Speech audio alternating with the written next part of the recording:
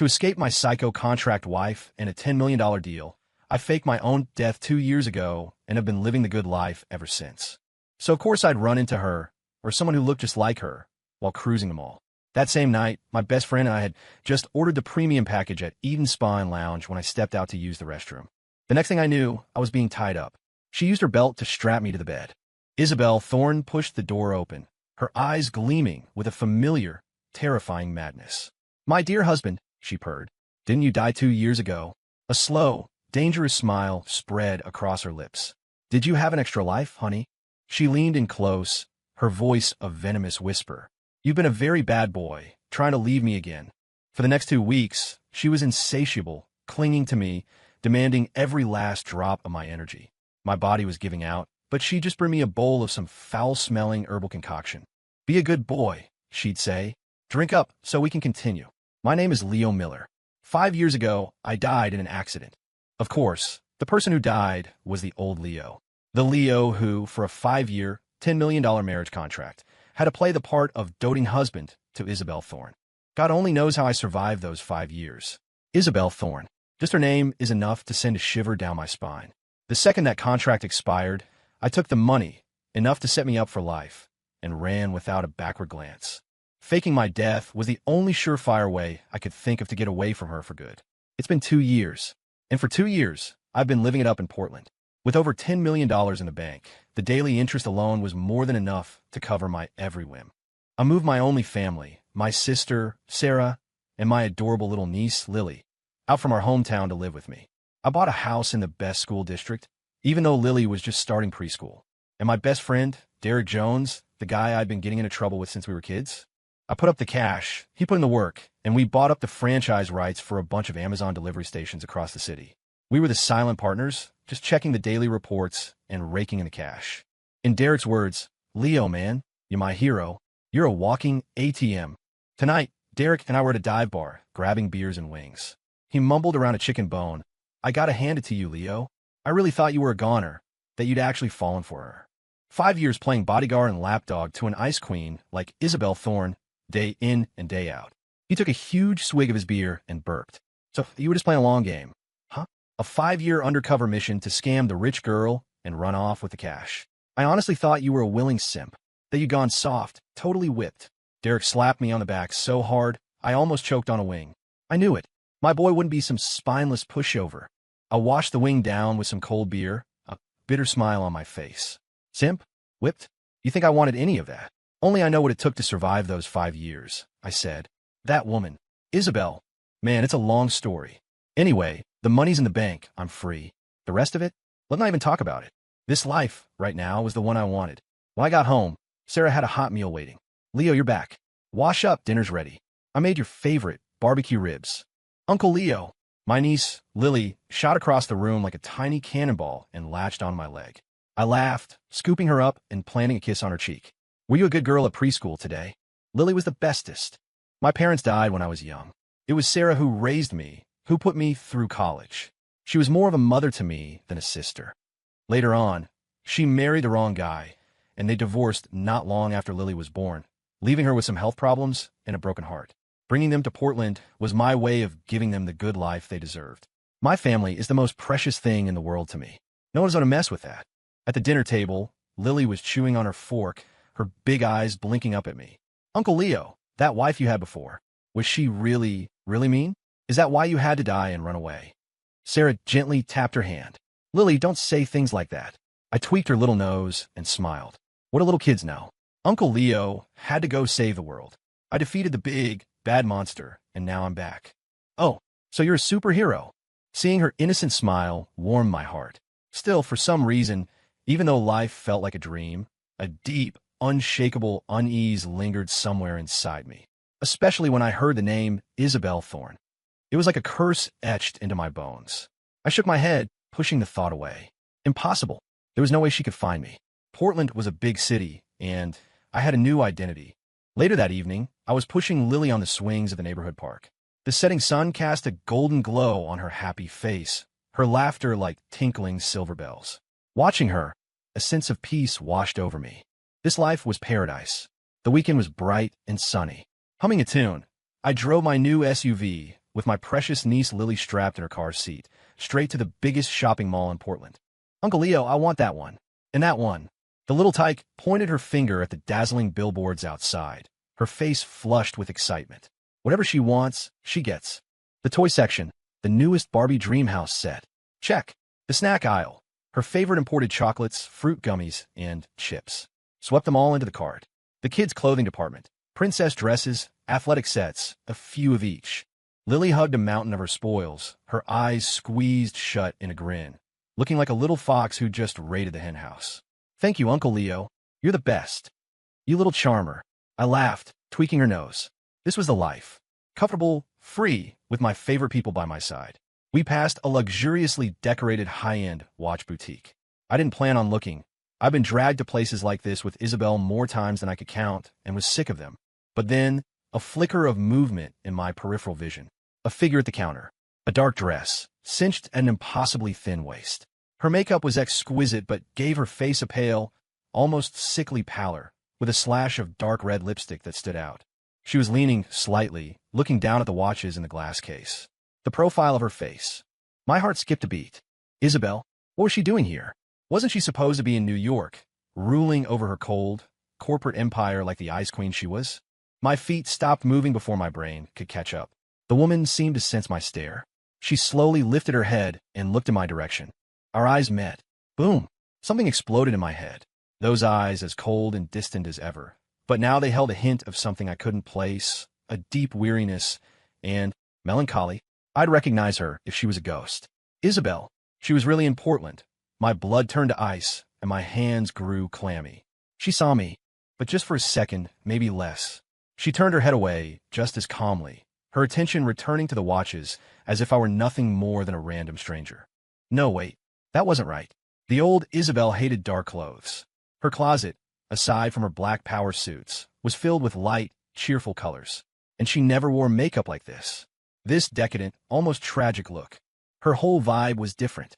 The old Isabel was an untouchable ice queen, radiating an arrogance that pushed everyone away. This woman in front of me was more like a black tulip, blooming silently in the dead of night, tinged with a hint of despair. I had to be mistaken. Yes, that was it. Just a look-alike. Portland is a big city. It's full of people who look like other people. I took a deep breath, trying to calm my racing heart. Uncle Leo, Lily whispered, tugging on my jacket. She looked from me to the woman in the store, her big eyes wide with curiosity. That lady is so pretty. She lowered her voice. But why does she look so sad? Does she want to watch, but doesn't have any money? The innocent words of child were like a needle, pricking at my frayed nerves. Sad? Isabel Thorne could be sad? I thought she was always serene, always in control of everything. Lily, you're seeing things? That lady is very happy. I managed a weak smile, pulling Lily's hand. Let's go look at more toys. How about Uncle Leo buys you a remote control car? Yay, a child's attention is easily diverted. I practically fled the store, dragging Lily with me. But my heart felt like it was being squeezed by an invisible hand, heavy and tight. That look in her eyes, that familiarity that felt etched into my very soul. It couldn't be faked. If it really was her, why was she in Portland? A coincidence? Or, I didn't dare think about it. I wanted them all with Lily for a while longer, buying a few more things, but my mind was elsewhere. That figure, that look was burned into my memory. Finally, we left the mall. In the parking garage, I loaded the bags into the trunk and buckled Lily into her car seat. I started the car and pulled out of the parking spot. Instinctively, I glanced at the rearview mirror. Nothing out of the ordinary. I was just being paranoid. Yeah, that had to be it. Back home, I couldn't get the image of that woman from the luxury watch store out of my head. The more I thought about it, the more I was convinced it was her, yet the more I tried to convince myself it wasn't. Isabel. The name was like a splinter under my skin, a dull, persistent ache. I shook my head. Forget it. Life was too good right now to torment myself with ghosts from the past. I just showered and changed into some comfy sweats, ready to crash on the sofa and scroll through TikTok when my phone rang. It was Derek. Leo. Dude, you up for a night out?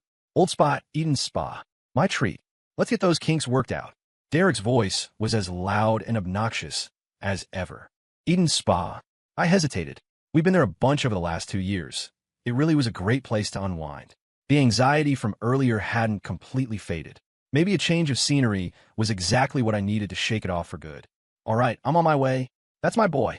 Hurry up, I'm already downstairs. I hung up, threw on a jacket, told Sarah I was stepping out for a bit, and flew down the stairs. A flashy red sports car was parked at the curb. Derek was leaning against it, an unlit cigarette dangling from his lips. He gave me a knowing smirk. "Let's roll, Leo.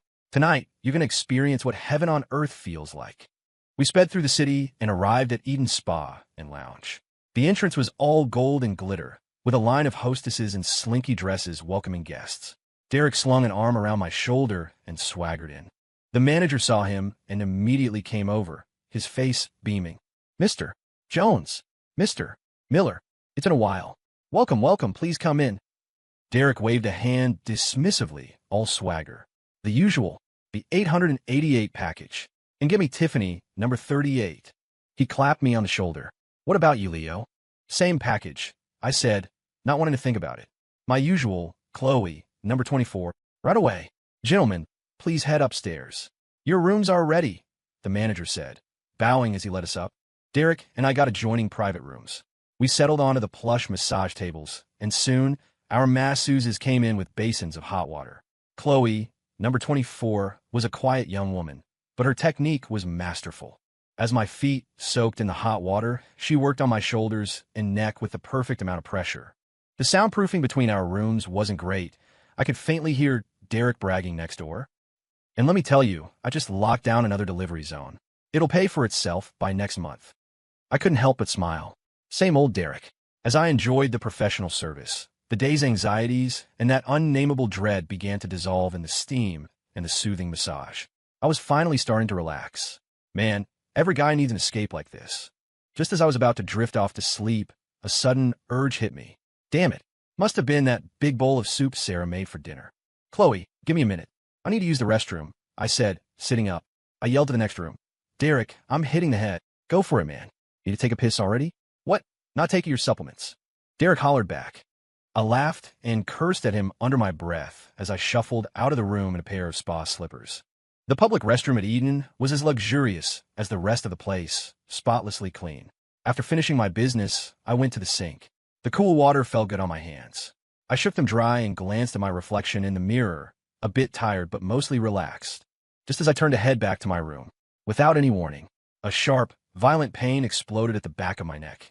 It felt like I'd been hit with a lead pipe. My vision went black. I didn't even have time to make a sound before my body went limp and the world faded away. In the next room, Derek was still spinning tales for Tiffany. "And once I make enough money, I'm going to buy a private island, an everyday isle." After a while, he realized something was off. Did Leo fall into the toilet or something? What's taking him so long? He pulled out his phone and called me. "We're sorry. The person you are calling is not available at the moment." Derek frowned, a bad feeling creeping in his gut. "Shit, you don't think something happened, do you?" He shot up from the massage table, not even bothering to explain to the masseuse, and rushed out in his slippers. "Leo, Leo," he yelled. No answer. The restroom was empty. The hallway was quiet. He first called my sister, Sarah, and casually asked if I had come home. Then he told her that I had to leave town for a while to check on some business opportunities in a nearby city. My head was killing me. It felt like someone had taken a hammer to it. I forced my eyes open. Everything was blurry. As my vision cleared, my blood ran cold. Where the hell was I? A strange ceiling, with an opulent but oppressively styled crystal chandelier. I tried to move, but something cold was clamped around my wrists. I looked down. Holy shit. My wrists were shackled with metal cuffs, chained to the headboard of a bed. My ankles, too. Cold. Hard. I was tied to a huge, unfamiliar bed. What the hell was going on? Was this some kind of next-level shakedown? Did that idiot Derek sell me out? No, he didn't have the guts or the brains for something like this.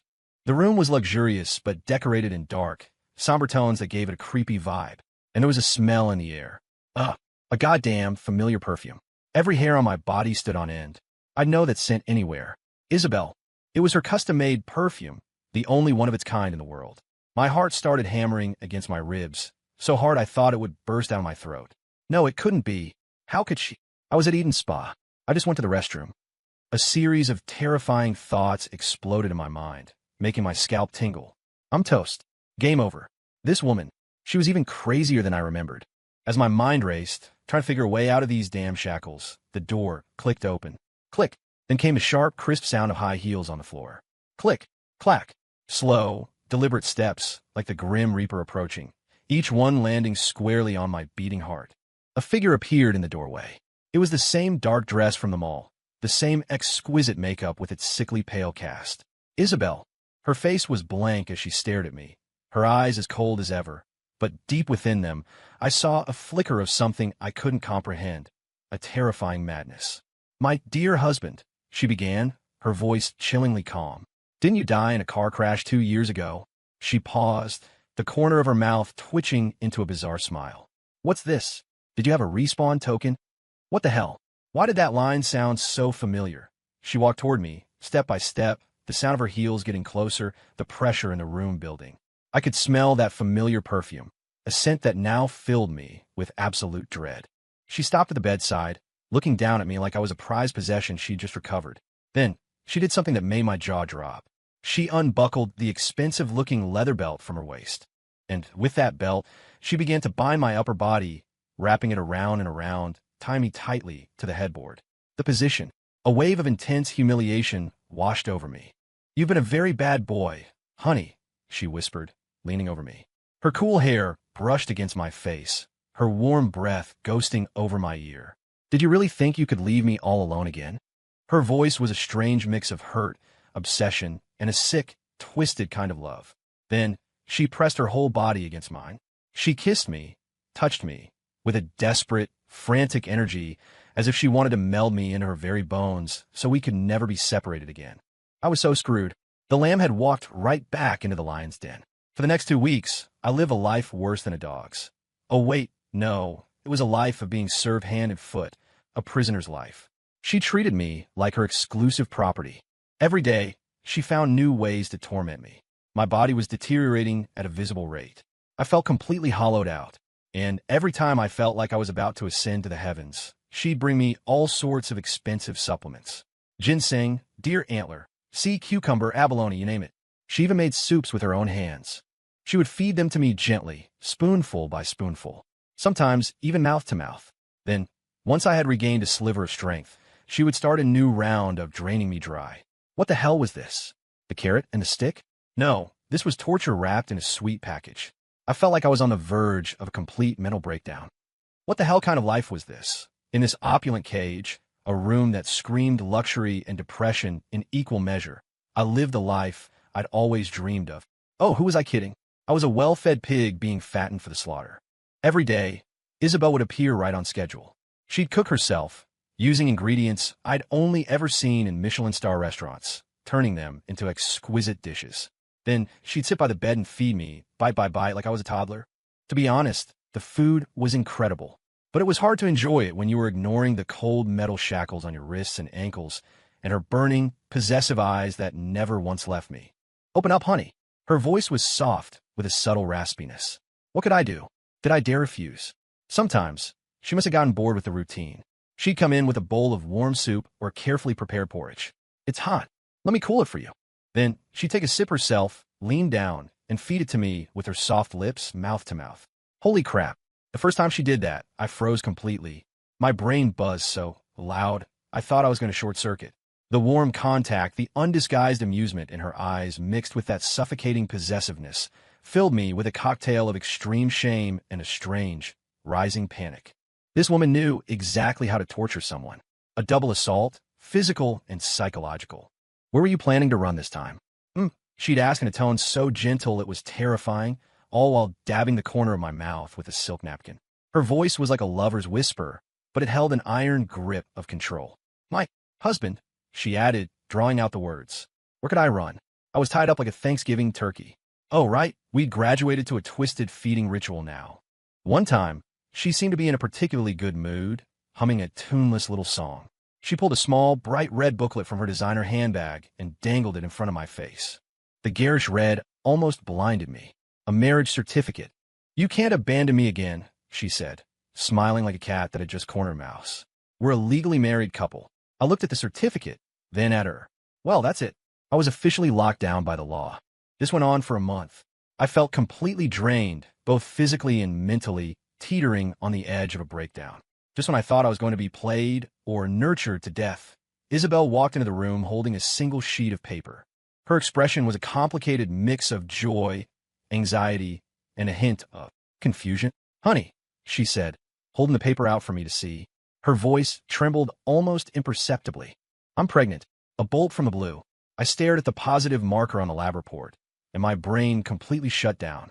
Pregnant? With whose? Oh, who else could it be? For the past month, what else had I done besides being pinned to this bed and ravaged by her? I watched her instinctively place a hand over her stomach, which was still flat. Or maybe I was just seeing things. But I was stunned, utterly stunned. She was pregnant, and the first thing she did was unlock the shackles on my wrists and ankles. From now on, you can move freely around the room, she said calmly, as if it were the most insignificant thing in the world. Was I being promoted because of the baby? I'd earned a fraction of my freedom because of a little clump of cells in her belly? But what kind of freedom was this, really? I looked at her, then down at my wrists, still red and chafed from the cuffs. Run? She was pregnant with my child. As much of a screw-up as I was, I couldn't just abandon my kid, even if the mother was a little intense. Don't run? What other choice did I have? For now, I have to play along, let her call the shots. I couldn't just walk away from this. I couldn't be that guy. The bone-deep exhaustion hadn't faded, but now there was a new variable in the equation. That little clump of cells in her belly was my only get-out-of-jail-free card.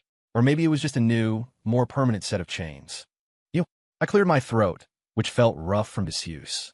Besides a few grunts and moans here and there, I hadn't said much in a month. Why did you come to Portland? Don't tell me. You came here looking for me. I asked, though I already knew the answer. With her level of crazy, coincidence wasn't in her vocabulary. Isabel was standing in front of the mirror, methodically smoothing out the wrinkles in her dark dress. She paused at my question. Through the reflection, I saw her face shift back to that familiar, aloof expression of superiority, as if the woman who'd been clinging to me moments before was just a figment of my imagination. A year ago, the business in New York was mostly stabilized, she said, her voice flat, as if she were discussing a quarterly report. She turned around. I found that city held too many heavy memories. She walked to the window, gazing out at the bustling Portland cityscape. Portland has nice scenery, the air is clean. I came here for a change of pace and to scout for potential investments. I was thinking of relocating. She said it so convincingly, I almost believed her. If I hadn't just been freed from her bed, that is. And that day at the mall, I pressed. Seeing you at the mall was a complete coincidence. She finally looked at me, a cryptic smile playing on her lips. And then, well, that led to this series of events. She said it so casually, as if kidnapping me, imprisoning me, and driving me to the brink of insanity were just the logical next steps in a story that started with an accident. I wanted to thank her and her entire goddamn family for this exciting story. Honey, she suddenly switched gears, stepping close and tapping a finger on my chest. That familiar, suffocatingly possessive aura was back. You've been a bad boy. She tilted her head, her eyes filled with a theatrical pout and a thick, syrupy jealousy. You have a beautiful, devoted wife right here, working so hard to continue your family line. So why did you have to go to a place like Eden Spa? To find those sleazy, trashy women. She spat out the word women like it was poison, as if I had committed some unforgivable crime. I was losing my mind. Derek and I went for a massage, and in her world, that translated to finding trashy women. Sleazy? The masseuse was just doing her job. I tried to explain that it was a completely platonic therapeutic massage, but she didn't give me a chance. Her red lips crashed onto mine. Another dizzying, unspeakable scene unfolded.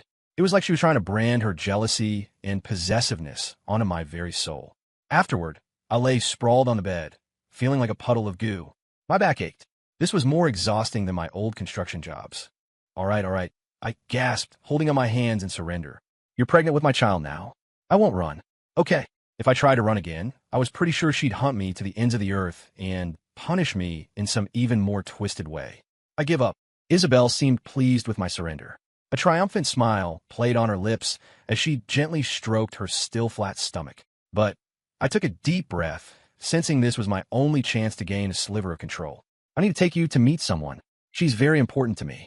She's my family. My real family. The smile on Isabel's face faded slightly. A flicker of suspicion and scrutiny crossed her eyes. Oh, she raised an eyebrow, her icy demeanor returning. What kind of family? Fine, she nodded, a playful yet subtly tense look in her eyes. I'd love to see. The drive was tense. Isabel sat in the passenger seat, her eyes darting toward me every so often, filled with suspicion. Who are we going to see? She finally asked, her voice flat and emotionless. I told you. The most important person in my life. I didn't want to explain further. She wouldn't believe me anyway. I pulled up to my sister's apartment complex and took a deep breath, feeling like I was heading into battle. This was the first time since my resurrection that I was introducing her to my only family. My sister, Sarah, and my adorable niece, Lily. I had no idea what kind of fresh hell Isabel was about to unleash, but I had to face it. I knocked on the door. A sweet, childish voice chirped from inside. "Who is it?" The door opened, and Sarah was standing there, holding Lily's hand. The sound of cartoons echoed from the living room. "Uncle Leo, you're finally back." Lily let go of her mom's hand and launched herself at me like a tiny missile, hugging my leg tightly. "Hey, my little munchkin." I laughed and bent down to pick her up. Just then, "Leo," a shriek so sharp it could have shattered glass erupted from behind me. I froze. Oh no. Isabel stood behind me, her face not just pale, but a sickly, mottled red. Her beautiful eyes were blazing with a furious, insane fire, locked on my sister and Lily. Lily's cheerful Uncle Leo had been the spark that ignited the powder keg. "You're keeping another woman," she screamed, her finger trembling as she pointed at Sarah. "And you have a daughter this old with her." Her gaze shifted to a terrified Lily, who was now hiding behind Sarah's legs. "And you have the audacity to show them off to me?" What the hell? What kind of twisted soap opera was playing out in her head? My sister Sarah was stunned by the sudden onslaught, instinctively pulling Lily behind her as she stared warily at Isabel. "You are." "I'm his wife," Isabel shrieked, cutting her off. Then, like a woman possessed, she lunged towards Sarah and Lily. "You little bastard. I'll kill you," she screamed, reaching for Lily. Sarah was frozen in terror, clutching Lily as she stumbled backward. Lily let out a piercing wail, the sound echoing through the small apartment. "Isabel, stop it." I snapped out of my shock and lunged forward, grabbing her around the waist from behind. "Are you insane?" She struggled wildly in my arms, her strength surprising. "Let go of me. Leo, you liar. How could you lie to me?" she shrieked. "I'm going to kill them. I'll kill them both." The scene was pure chaos. Sarah, trying to comfort a sobbing Lily, looked at me and this lunatic with wide, terrified eyes. "Leo, what? What is going on?" she stammered. "I wished I knew." "Calm down." I gritted my teeth, dragging the struggling Isabel away into a corner. She was still fighting, her eyes bloodshot, like a cornered lioness. I couldn't take it anymore. I lowered my voice to a furious hiss. "Look closely. That's my sister. Sarah, she raised me. She's like a mother to me. And that's not my daughter. That's my niece. My sister's daughter. My niece." My furious shouting seemed to finally penetrate the fog of jealousy and rage in her brain. Isabel's struggles ceased. She froze. She stared at me in disbelief, then whipped her head around to look at my sister, who was still trying to soothe a crying Lily. The series of expressions that crossed her face was something to behold. It went from pure rage to shock to confusion, and finally to a dawning, creeping horror. Her mouth opened slightly, but no words came out. She seemed to finally realize that she had just made a colossal, universe-shattering mistake. The air went dead silent, broken only by Lily's heartbroken sobs. My furious declaration that Lily was my niece was like a bucket of ice water dumped over Isabel's raging fire. She froze solid. Her eyes were wide, darting from me to my sister, who was still comforting a traumatized Lily. "Your sister?" Her voice trembled, all the ferocity from moments before completely gone. The color drained from her face, leaving it whiter than her usual pale makeup. She finally, maybe sort of understood the magnitude of her screw-up. My sister, still bewildered, clutched Lily and watched Isabel with wary eyes. The next thing Isabel did almost made my eyes pop out of my head. She suddenly spun around, faced my sister, and executed a perfect 90-degree bow. It was so formal it looked like something out of a textbook. "Sister, I am so sorry." Her voice was loud, laced with a sob, and dripping with flattery. "I'm misunderstood. I'm a horrible person. I'm blind. I should be struck down." "Me?" "My sister." Lily was so startled by the outburst that her crying hitched for a second. This woman's ability to switch gears was faster than a Formula One car. After the apology, she straightened up and saw Lily still sniffling in Sarah's arms.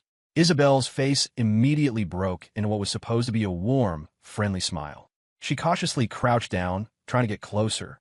"Sweetie, don't cry, don't cry. Auntie didn't mean it. Auntie is sorry, okay?" She reached out to pat Lily's head. Lily recoiled, burying her face in Sarah's side and shaking her little head violently. "Wah, bad lady. Mommy, bad lady." Isabel's outstretched hand froze midair, the smile stiffening on her face. She looked utterly lost, sweat beading on her forehead as she glanced at me desperately. That look on her face was like a lost puppy begging for help. "Leo," she pleaded, her voice laced with a panic she probably didn't even recognize in herself. What could I do? I was pretty desperate myself. Lily, sweetie, it's okay. This is Uncle Leo's friend." My explanation sounded pathetic even to my own ears.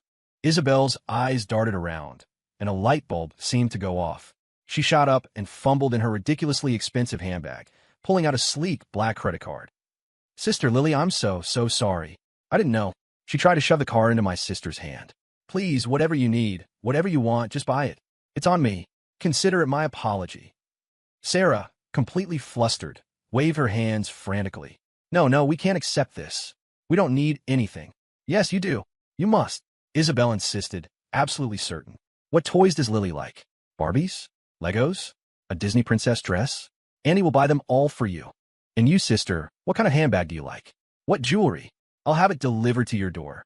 She sounded like a lottery winner on a frantic spending spree, desperate to flash her wealth. Watching her try to bury us in consumer goods, I felt a vain throb in my forehead. This woman's solution to every problem was so infuriatingly simple. Throw money at it. But Sarah was a reasonable person.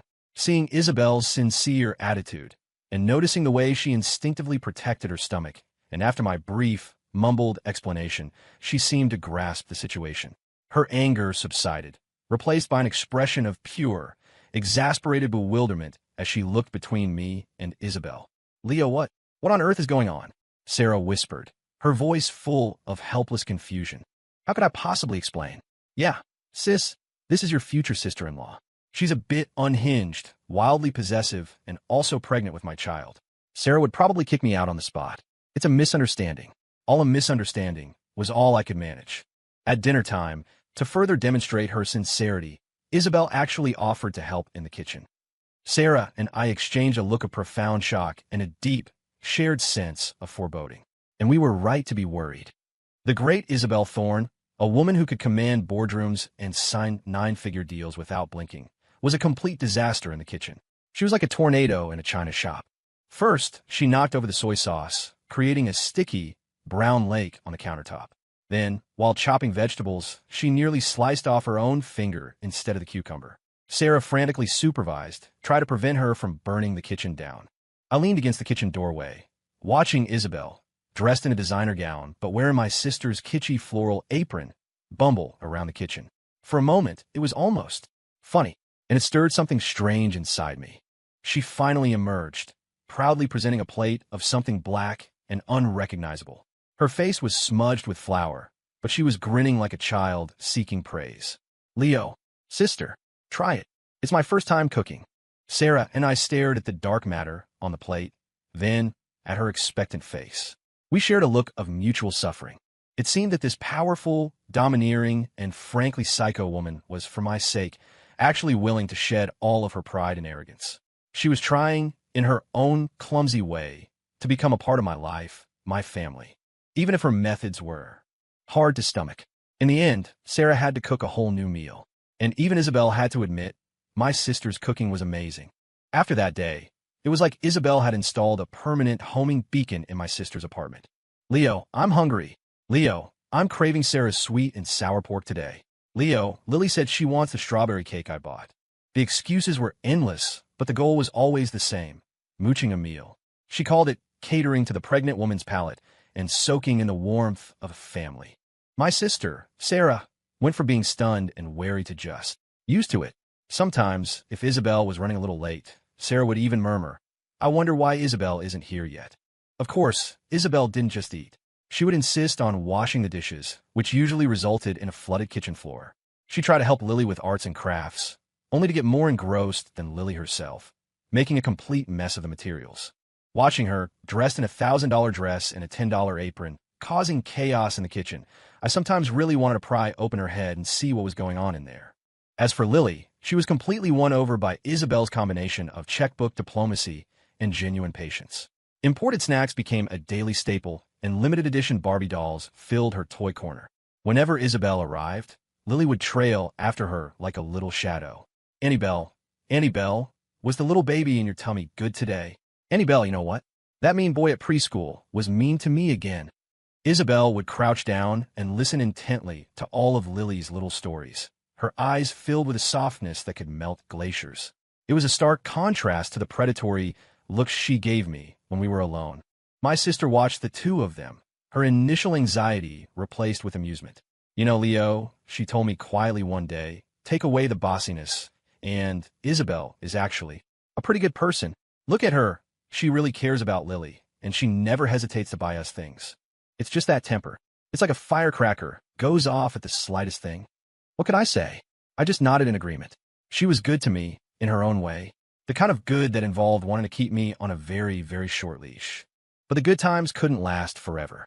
Isabel's morning sickness hit, and it hit hard. She was sick all the time, throwing up everything she ate. Her mood swings became legendary. One minute, she'd be smiling sweetly at Lily. The next, she'd be giving me the silent treatment because I looked at the TV for too long. I started Googling how to care for a pregnant woman. One night, at 3 a.m., she woke up craving a specific kind of donut from a cult favorite shop across town. Without a word, I got in the car and went. By the time I got back, she was asleep, but there was a faint smile on her lips. I'd massage her swollen calves, my technique clumsy and amateurish. She'd just hum contentedly, her eyes closing like a cat being petted just right. Leo, harder. Did you even eat dinner? She complained, but her eyes held a soft glow I'd never seen before. A few times, late at night, she'd bury her head in my chest. Her voice would be muffled, tinged with a vulnerability she'd never admit to. I used to live in that huge house all by myself. It was so cold. Everyone was afraid of me. No one ever told me the truth. I thought you were dead. Those 2 years, She never finished the sentence, just held me tighter. In those moments, I suddenly felt that this impossible woman wasn't so bad after all. Derek, that jackass, finally got in touch. The second I answered, his booming voice filled my ear. Leo, where the hell have you been? I thought you'd been abducted by aliens. I gave him the condensed version.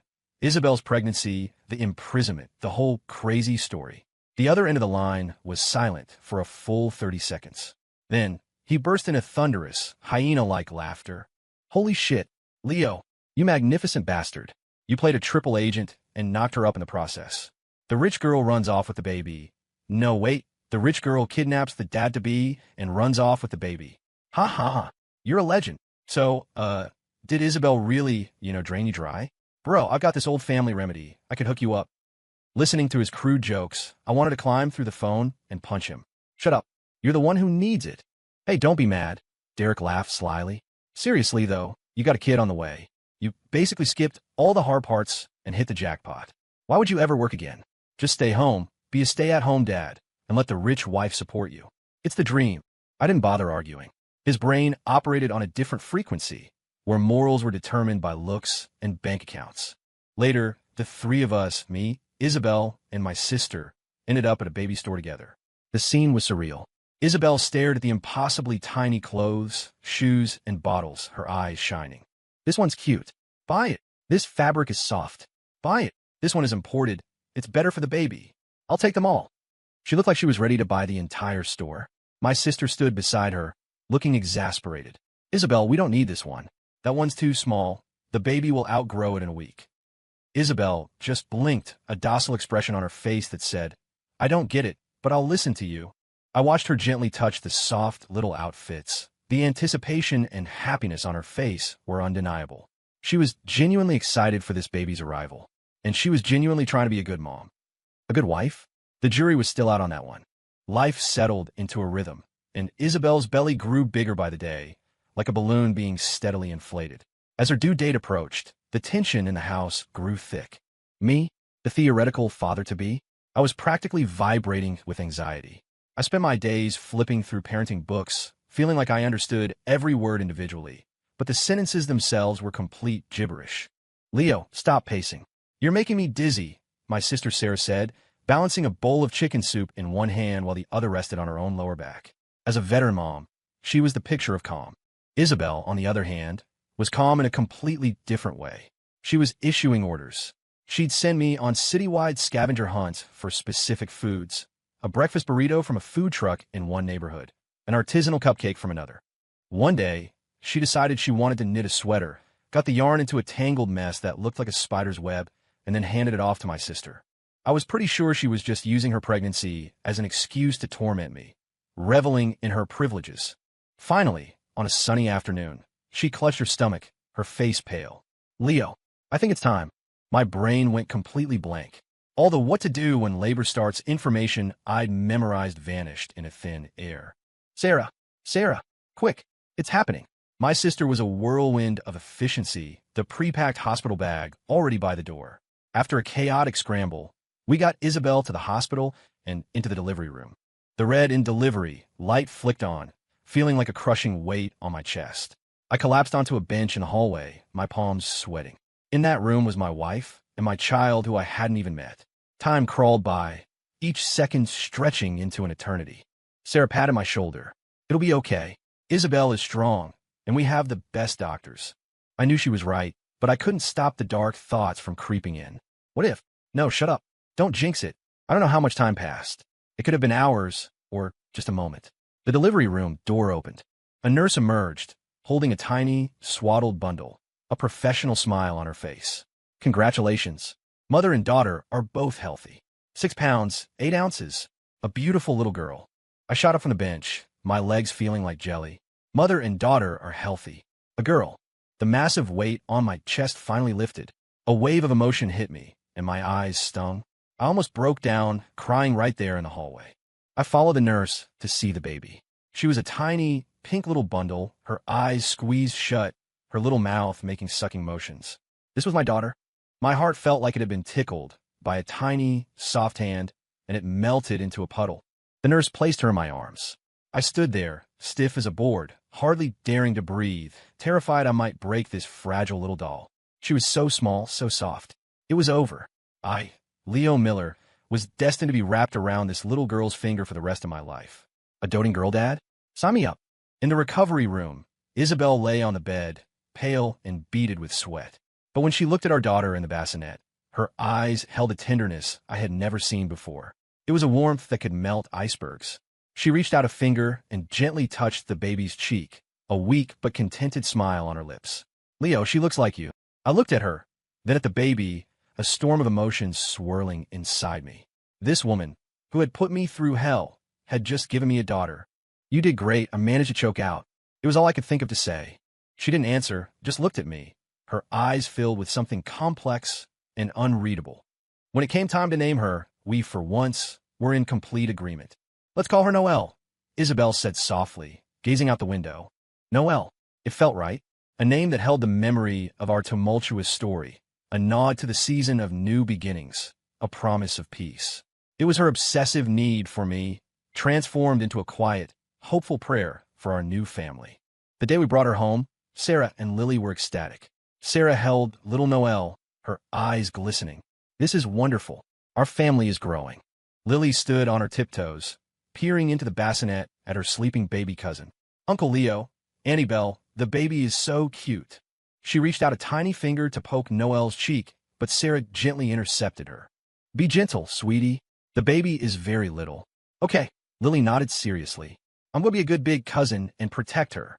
Looking at everyone in the room, Sarah's loving smile, Lily's innocent promise, and Isabel's tired but glowing profile, I suddenly felt like all the crazy, messed up stuff from the past didn't matter anymore. Right now, all I wanted was to protect this. I knew that with Isabel's personality, our future wouldn't be completely peaceful. But so what? I could handle it. We could handle it. Life in Portland settled into a new routine, but a few weeks later, Isabel dropped a bomb. "Leo, pack a bag. We're taking Noelle to New York." I was in the middle of changing Noelle's diaper. My hand slipped. "New York? What?" "My parents want to meet you. And their granddaughter." Her tone was matter of fact, but I could hear the unspoken command. That was her turf. Her father's turf. A few days later, we were on a private jet. I held Noelle, watching the clouds drift by, my stomach doing backflips. This was way more nerve-wracking than that night at Eden Spa. The Thorne estate in New York was even more ridiculous than I'd imagined. As the ornate iron gates swung open, it felt like we were entering some kind of royal park. A man stood in the center of the grand foyer, radiating an aura of absolute power. He was impeccably dressed in a dark, tailored suit that screamed old money and authority. His hair was perfectly coiffed, and his eyes were sharp enough to pierce straight through you. This had to be your father, Harrison Thorne. He scanned me from head to toe, and I felt like I was undergoing an X-ray inspection. The air grew thick and heavy. Isabel, however, was perfectly at ease. "Dad," she said, stepping forward to link her arm with his. "This is Leo, and this is Noelle." Her voice held a hint of daughterly affection I'd never heard before. Wah, as if sensing the oppressive atmosphere. Or maybe she was just hungry. Noelle's face crumpled, and she let out a piercing cry. The sound shattered the silence. Harrison Thorne's intense gaze instantly shifted from me to the baby in my arms. The stern lines of his face softened, melting away. "Oh, my sweet granddaughter, what's wrong?" he murmured, stepping forward to take her from my arms. His movements were surprisingly gentle. As he held her, Noelle's crying subsided, and her tiny hand reached out to grasp his finger. A rare, almost stiff smile appeared on Harrison's face. That evening, the Thornes hosted a grand family dinner. And by dinner, I mean an event more lavish than any corporate gala I'd ever attended. A long, polished table was laden with exquisite food, surrounded by people who looked like they owned half the city. Isabel, stunning in an elegant evening gown, had one arm linked with mine, the other cradling a sleeping Noelle. She stood at the head of the table, her voice clear and confident. "Everyone, I'd like to formally introduce you," she announced, a regal calm about her. "This is my husband, Leo Miller." Her eyes met mine, a flash of pride, tenderness, and undisguised ownership in them. "And this is our daughter, Noelle." The room buzzed with whispers and polite applause. One of the relatives, a woman dripping in diamonds, gave Isabel a knowing smile. "Well, Isabel, dear, it seems your persistence has finally paid off." Her tone was dripping with meaning. Isabel just smiled serenely. Fate is a funny thing, isn't it? After dinner, Harrison summoned me to his study. He poured 2 glasses of whiskey. "Leo," he began, his voice smoother now. "Isabel has always been a stubborn child. When she sets her mind to something, there's no stopping her." I nodded. He had no idea. "I hear you've started some small ventures in Portland." "Just a few things, enough to get by," I said modestly. "Have you ever considered working for the Thorne Group?" he asked, getting straight to the point. I froze. He was trying to recruit me. "Harrison," I said carefully, "I'm not a natural businessman. My only goal right now is to live a quiet life and take care of Isabel and Noelle. The Thorne Group was a shark tank. I'd be eaten alive." Harrison studied me for a long moment, then nodded. "I can respect that, as long as Isabel is happy." When I left the study, Isabel was waiting, holding Noelle. "So, what did my father want?" she asked. "Just chatting." She smirked, not buying it for a second. "Honey," she whispered, leaning in close, a smug, triumphant glint in her eyes. "You're the family hero now, the man who finally tamed the dragon. You realize you can get away with anything, right?" I couldn't help but laugh. Even now, she couldn't resist getting the upper hand. But looking at the genuine joy in her eyes and the sleeping baby in her arms. "Fine, I could be the hero." Our trip to New York had one more stop. "Leo, tomorrow you're coming somewhere with me," Isabel announced a day later, her expression neutral, but with that familiar, unsettling flicker in her eyes. My stomach dropped. What was she planning now? "Somewhere special. You'll see when we get there." The more cryptic she was, the more nervous I got. The next day, the car wound through a series of streets and finally stopped outside a heavily secured compound. High walls, barbed wire, and guards with stern faces at the gate. A psychiatric hospital? I was confused. Isabel didn't say a word, just got out of the car, holding Noelle, and walked straight in. I hurried after her, my mind racing. We passed through several locked doors and entered a visiting area. Through a thick pane of glass, I saw 2 people, and my blood ran cold. Cody Nash, Sienna Vance. I'd recognize those names even in my nightmares. They were the 2 lowlifes who... But the people in front of me now. Cody was wearing a loose-fitting patient's gown, his hair a mess, his eyes vacant. He was squatting in a corner, chewing on his own fingers with a disturbingly focused expression, drool dripping from his mouth. Sienna wasn't much better. Her hair was wild and unkempt. She was clutching a pillow, murmuring to the wall in a low, ghostly whisper. Holy hell, they were completely broken. All their past arrogance and scheming had vanished without a trace. They were just 2 shells of human beings. Isabel's lips curled into a cold smile as she looked at the 2 figures behind the glass, as if they were insects. I just let them reap what they sowed, and they ended up like this. She said it so casually, but a chill ran down my spine. This woman, when she was ruthless, was truly ruthless. But damn, if it wasn't a little bit satisfying to see. Isabel looked down at our daughter, Noelle, who was blinking up at her, completely unaware. Isabel's voice dropped to an unnervingly instructive tone. Noelle, look closely at those two animals. They're bad people. They almost killed your father and me. She paused, her eyes growing colder, almost freezing. When you grow up, if you ever meet people like this, you don't have to be polite. Yell at them. Hit them. Make them understand what karma is. People like them should be dead. They're a waste of air. I felt my jaw twitch. Honey, our daughter is less than a month old. Isn't this a little intense for a life lesson? Telling her to hit people? She was really committed to her black and white view of the world. Looking at Cody and Sienna's pathetic state, and then hearing Isabel's words, I suddenly understood. I understood her intense possessiveness. I understood why she became so obsessive, so unhinged after I died. She was protecting me, protecting us in her own way, even if that way sometimes made my back hurt. Leaving the hospital, the sunlight felt blinding. I took a deep breath, feeling a huge weight lift from my chest. The old grudges, the enemies who had once wanted me dead, had all gotten what they deserved. It was good. I turned to look at Isabel. She was cooing at Noelle, her profile softened by the sunlight.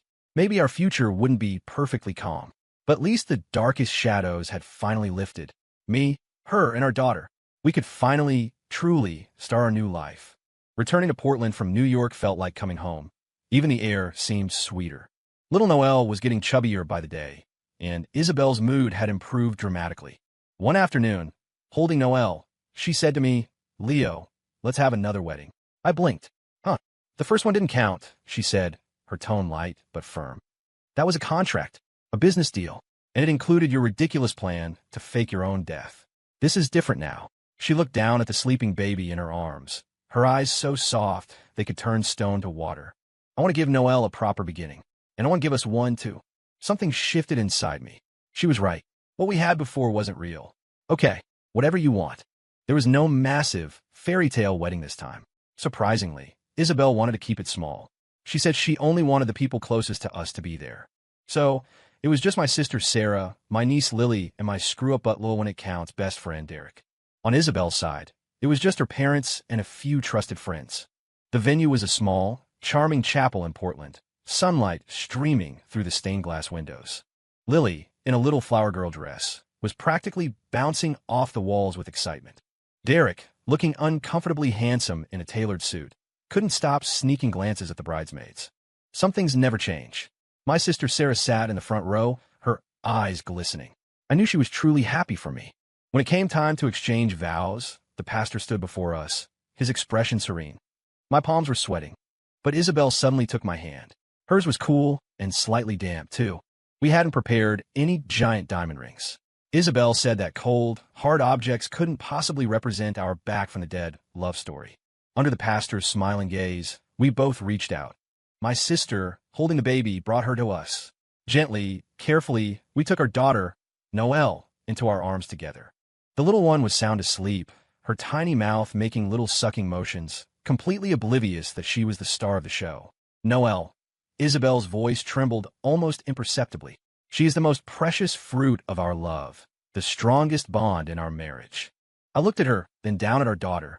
My heart was full. Yes, I said, my voice a little hoarse. We'll spend our lives protecting her and protecting this family. The vows were short, but they carried the weight of a lifetime. In the pews, my sister was openly weeping with joy. Even Derek managed a rare moment of sincerity, clapping me on the shoulder. Leo, man, I'm happy for you. From now on, when your wife gives you hell, just remember to, well, take it like a man. I didn't know whether to laugh or cry. The Isabel at the wedding was someone I'd never seen before. In her white dress, her face was free of its usual icy mask. In its place was the blush of a bride and the gentle warmth of a new mother. She held my hand tightly. Her eyes, which usually held storms, were now filled with nothing but pure happiness and a kind of peace I'd never seen in them before. It was as if a ship, long lost at sea, had finally found its harbor. The reception was simple, held in a small restaurant next to the chapel. The food was exquisite, and the company was warm. Laughter filled the room. Someone toasted to us, calling us the couple who came back from the dead, and Noelle, the angel who brought the miracle. Isabel just smiled, raised her glass, and drank. Her smile was so bright it was dazzling. After the wedding, life truly turned a new page. There were no more shocking plot twists, just the quiet, ordinary rhythm of daily life. Isabel was still Isabel. At work, she was the queen who could silence a boardroom with a single look.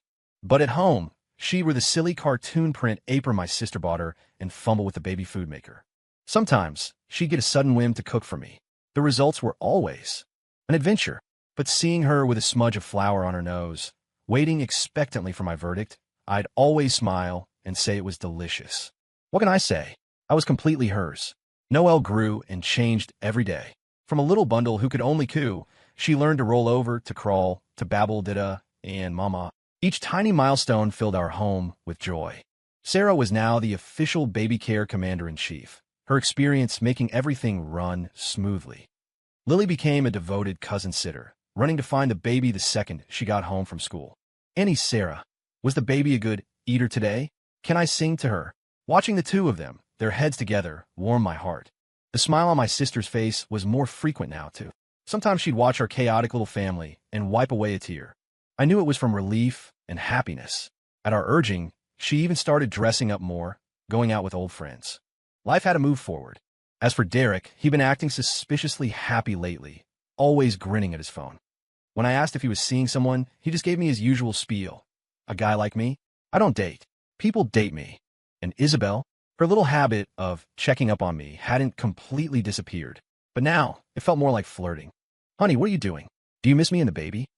Her voice on the phone was soft and playful, a world away from the soul-crushing interrogations of the past. That $10 million I'd run off with? Isabel waved a hand and declared she would scientifically manage it for me. Your money is my money, isn't it? She'd say with a raised eyebrow. More importantly, it's Noelle's future college fund, wedding fund, and startup fund. Fine by me. She was my wife and the mother of my child. She could call the shots. One evening, after Noelle was asleep, we were curled up on the sofa. She poked me in the side. Honey, that extra life you had, do you have any spares? She was joking, but there was a hint of seriousness in her eyes. What if I can't find you again someday? I laughed, pulling her and our daughter, sleeping in her bassinet nearby, into a tight hug. Don't worry, I said. This time, you couldn't get rid of me if you tried. I'm not going anywhere. She snuggled closer, purring like a contented cat. The evening sun streamed through the window, bathing the living room in a warm, golden light. I held my soft, precious daughter, Isabel's arm linked with mine, her head on my shoulder. Sarah and Lily were nearby, whispering and laughing as they played with the newly awakened Noelle.